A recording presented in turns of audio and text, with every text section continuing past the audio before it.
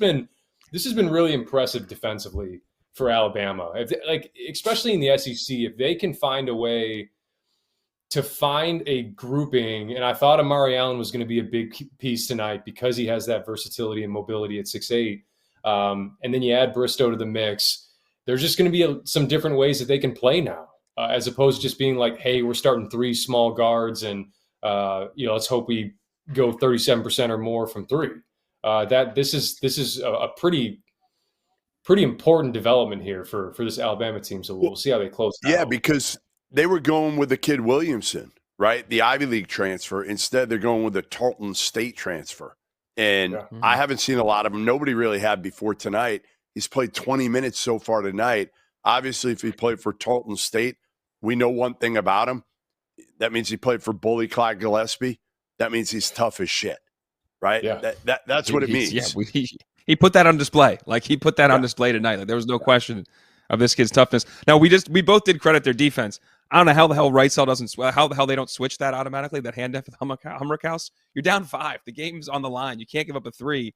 They let him have basically it's that dribble DHO wide open triple, which is not good. So inbounding the ball, like late game situations, this is the stuff that you work on in practice all the time before the season starts. But when these lights are on, how you just simply inbound the ball. Nice job coming back to it by Philon and getting fouled. Like, that's some stuff that when it's not done when the pressure is on, you can have a mistake there that can cost you the game. But they did a good job getting it inbounded, and now got to make some free throws. I've been really impressed with Philon too today. He had the foul trouble early, but if you're watching him interact with Nate Oates, and he was so, despite the foul trouble and the calls, like he was so positive.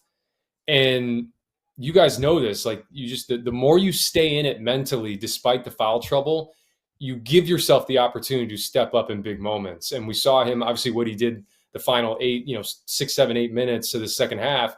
And then now he's got a chance to potentially ice the game from the foul line. So, and he set himself up for that by just how even keel he was as he misses the free throw. Not saying that was reverse jinx. It wasn't.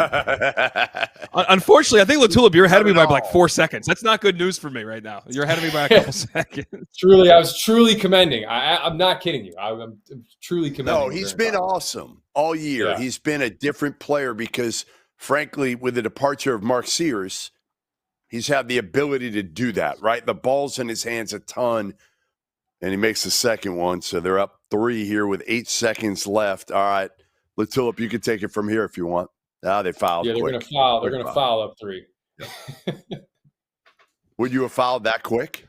Why foul? Well, I was about to say that was the problem. They had him catch it 92 feet from the hoop. Let him take 2 dribbles and take 2 or 3 seconds. It's half court. Now we're fouling him. That was too quick. I usually I know it's 7 seconds, but I usually like the 5-6 second range, because then you got to think on an inbounds pass coming back the other way. You don't want to give them enough time, because now if he makes one of these or 2 of these, now they're going to foul immediately now that's 6.5 seconds, and now you're just giving as he misses the free throw.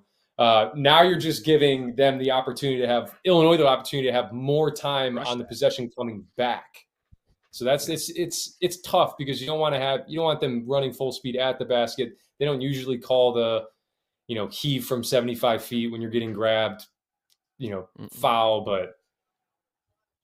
And that was something I've heard all the rules calls right now too, though, with now continuation, they're going to be cognizant of that. If you're trying to shoot it from 75 feet, like if you're not really doing that, you go into the motion, they're not going to give you that. So you still have the leeway to execute a foul in the backcourt after, especially where he caught it after 1 or 2 dribbles, but maybe academic at this point in time. It's a 2-point game. Yeah, if he makes 2 here, 6 seconds left, I think the game is likely over at this point. If he makes, you got to say this though about Alabama. This is essentially a road game. You're going to Chicago. You're coming off a home loss. It is a road game. You had the road win at St. John. Like, this is their resume is not the same as Arizona, but it's right there, bro. Like, this is impressive to say the least. No, I was there for 4 of those games in that building. Not even counting the Big Ten tournament. We played 4 regular season games there, and I'm telling you, that is the biggest NBA arena capacity wise, and they sell that out. Because it's the biggest. How many does it hold? I didn't know that. 20, almost 21,000. And so it's okay. Hey, let's get to it looks like last free throw coming, the second free throw coming right now. And he knocks it down. I think it was Millette maybe.